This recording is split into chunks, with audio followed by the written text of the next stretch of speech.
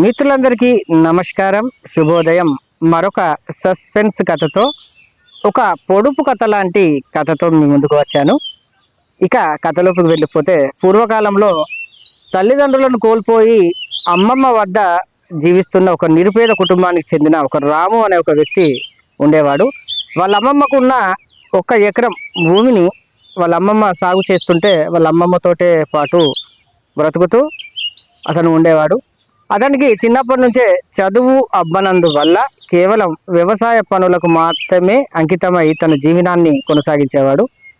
తనకు 25 ఏళ్ళు గడుస్తున్నా కానీ ఎక్కడ పెళ్లి సంబంధాలు అనేటివి కుదరడం లేదు. కారణం వాళ్ళ పేదరికం.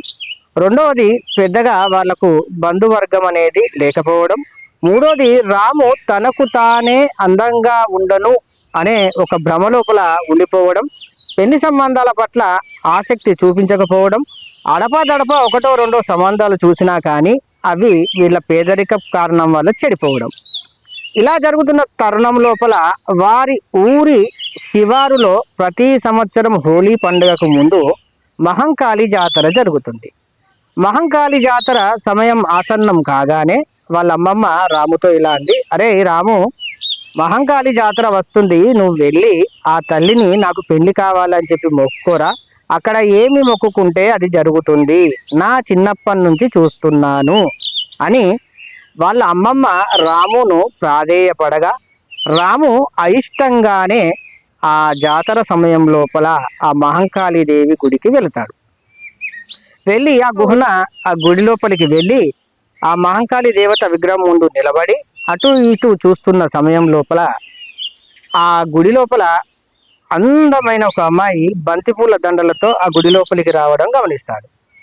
అప్పుడు ఇదంతా చూసిన పూజారి, బాబు, ఈ గుడి చాలా పవిత్రమైనది, నువ్వేం మొక్కుకుంటావో మొక్కుకొని నువ్వు ఇక్కడ నుండి వెళ్ళిపో, ఎక్కువసేపు ఇక్కడ ఉండవద్దు, భక్తులు చాలా మంది వచ్చే అవకాశం ఉన్నదని చెప్పి పూజారి రాముని చూసి విసుక్కుంటాడు.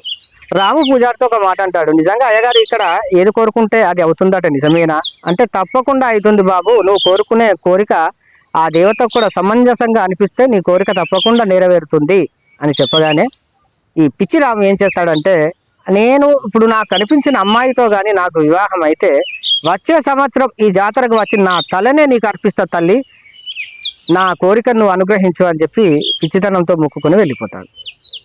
వెళ్ళిపోయిన తర్వాత ఒకానొక రోజు రాము పొలం నుంచి ఇంటికి వచ్చే క్రమం లోపల ఆ ఎండ దాటికి ఒక వృద్ధుడు కళ్ళు తిరిగి కింద పడిపోవడం గమనిస్తాడు.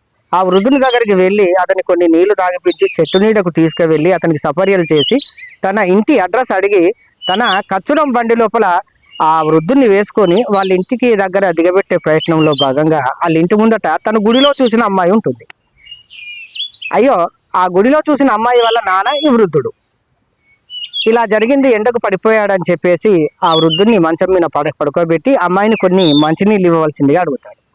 మంచినీళ్ళు ఇచ్చిన తర్వాత తనను తాను పరిచయం చేసుకుంది, మా ఊరు ఇది, నేను ఈ పని చేస్తాను, మాకు అక్కడ ఎకరం పొలం ఉన్నదని చెప్పి ఆ వృద్ధంతో మాట్లాడి తను వెళ్ళిపోతాడు.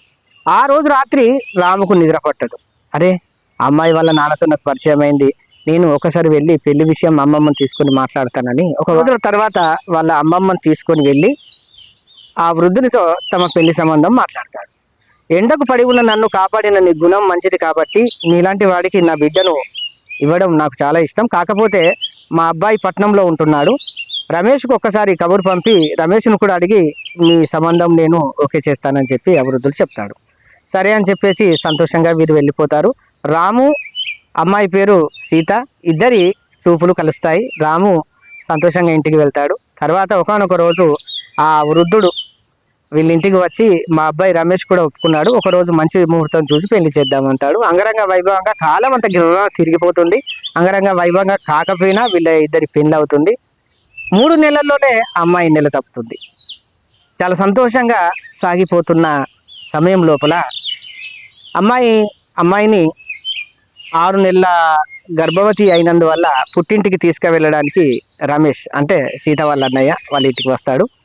వీళ్ళు సీత వాళ్ళ అన్నయ్య, సీత, రాము ముగ్గురు కలిసి అత్తగారి ఇంటికి వెళ్ళే మార్గ మధ్యం లోపల ఇతనికి ఆ గుడి కనిపిస్తుంది.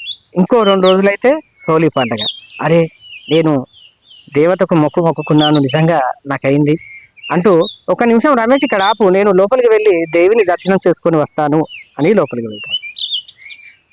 పావుగంట అయింది, అర్ధగంట అయింది, గంట అవుతుంది, బావ ఇంకా రావడం లేదు అని రమేష్ కూడా లోపలికి వెళ్తాడు. రమేష్ వెళ్ళి కూడా పావుగంట అయింది, అర్ధగంట అయింది, ఇంకా అన్నయ్య కూడా రావడం లేదని సీత కూడా లోపలికి వెళ్తాడు. అక్కడ అసలు ఏం జరిగింది తెలిసిన వాళ్ళు నాకు కామెంట్ చేయండి.